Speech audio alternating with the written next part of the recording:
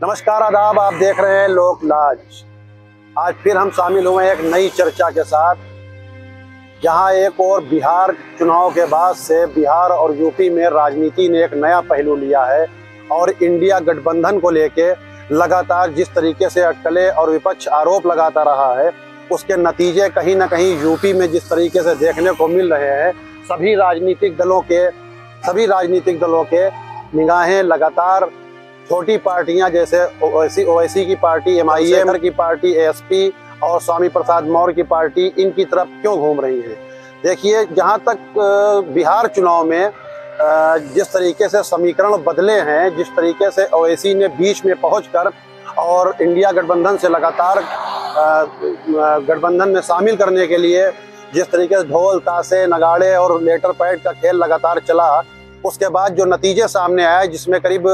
5 विधायक ओवैसी के जीत के सामने आए और 2 या 3 सीटों पर जानकारी मिल रही है कि ओवैसी की पार्टी दूसरे नंबर पर रही और दर्जन भर जगह पर तीसरे या चौथे स्थान पर ओवैसी के कैंडिडेट रहे। इसको देखते हुए बिहार का विपक्ष डरा हुआ है। अब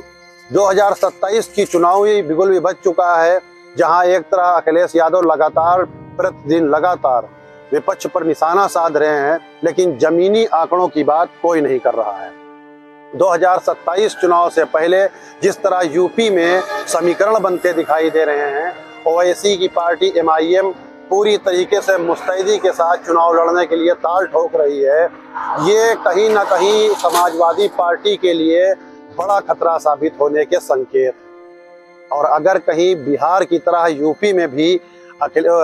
MIM और चंद्रशेखर की पार्टी, स्वामी प्रसाद मौर्य की पार्टी या जो अन्य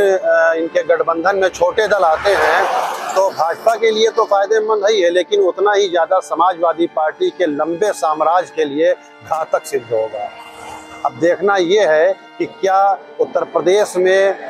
इंडिया गठबंधन ओवैसी और चंद्रशेखर को इंडिया ब्लॉक में शामिल करने के लिए तैयार होता है, या बिहार की तरीके से नौटंकी चलेगी। और उसके बाद बिहार में जो संदेश ओवैसी की पार्टी मुसलमानों को देना चाहती थी कि देखिए, हम पूरी तरीके से इनके साथ में मौजूद हैं, लेकिन ये लोग हमको खुद नहीं लेना चाहते, ये लोग मुस्लिम लीडरशिप खड़ी करना नहीं चाहते हैं, ये लोग सिर्फ मुसलमान चाहते हैं। और उसी को उन्होंने जनता के बीच जाके भुनाया और जनता ने दूसरी बार बिहार में ओवैसी को 5 सीटों पर जीत दिलाई और कई सीटों पर लड़ाई हुई दोनों में राजनीतिक। आखिरकार नतीजों के बाद से